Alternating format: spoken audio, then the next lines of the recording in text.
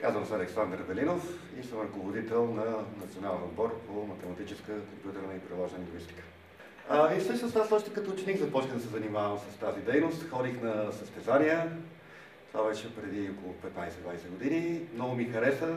Хареса ми материята, която е интересна. Хареса ми компанията и хората, с които се запознаваш от цяла България тогава. Нямаше международна олимпиада. Хареса ми купона, който ставаше.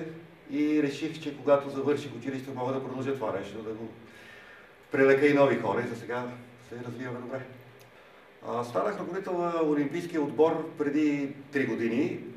При нас преди това се избираше за ръководители този, който има най-високи постижения през годината. Най-добре представени са ученици. Сега се наложи да има един човек, който да занимава целогодишно с тази дейност.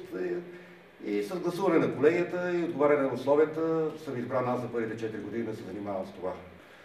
Работата с деца ми дава основно близостта до младежите, човек да не се откъсне, да не забрави в кое време живее, да вижда как се развива живота, какво се променя с младите хора и да си направи сметката дали е успял прекалено много или не. Спомня си първата моя олимпиада, на която аз бях участник, това беше през 1991 година. Тогава беше много интересно, защото бяхме настанени в една от вилите на тогава Тодор Живков, бившия първи на Народната република. Те ме бяха забрали в списъка, който се изпратили училището. Това ми беше много интересно, защото сега ми го каза една колежка. Ми каза, Саши, че първата година, когато дойде, те бяха забрали списъка и доцент Руслан Митков дойде при мен и ми каза, това момче, намери му тук някъде да спи, може и при ръководителите във вилата, защото аз съм го изпуснал, пък той може да стане нещо от него. Последната олимпиада, която бях, беше в Манчестър, Великобритания, вече като ръководител естествено, през 2013 година. Най-готиното за тази олимпиада е, че всъщност българите се представиха като втората нация в света. Взехме 7 медала от 8 човека, които бяхме. Имаме най-голям брой медали. Имаме един Dream Team, т.е. това е един отбор, в който всички имат медали. И си възвърнахме водещите позиции, които ги бяхме позагубили, но отново сме в челните места.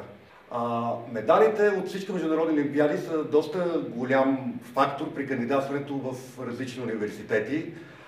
Имали сме случаи, когато даден ученик получава по-голяма стипендия, заради това, че има златен медал на международна олимпиада. Също и когато се уреждат стажове и обмен между университетите или летни стажове, това им носи доста големи ползи.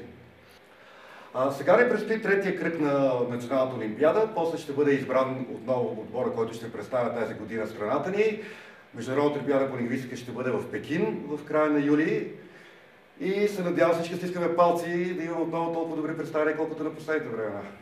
Олимпийската конференция се надявам да бъде полезна с намиране на повече обществено, да информираме обществеността относно това, което правим, защото струва ми се, че има доста хора в България, които не знаят, че има такива ученици, няма достатъчно медийно присъствие, няма достатъчно публичност и се надявам тя да даде един по-широк набор от информация до по-широк кръг хора да видят това, което правят тези деца, защото те го заслужават. Здравейте, казвам се Аделина Радева, студент археология, втори курс в Софийския университет. Здравейте, казвам се Яна Мишкова и съм 12 клас в СМГ. Казвам се Мария Иванов, първи курс в УНСС с икономика и менеджмент. Бих медалист по математическа лингвистика от 2 международни олимпиади.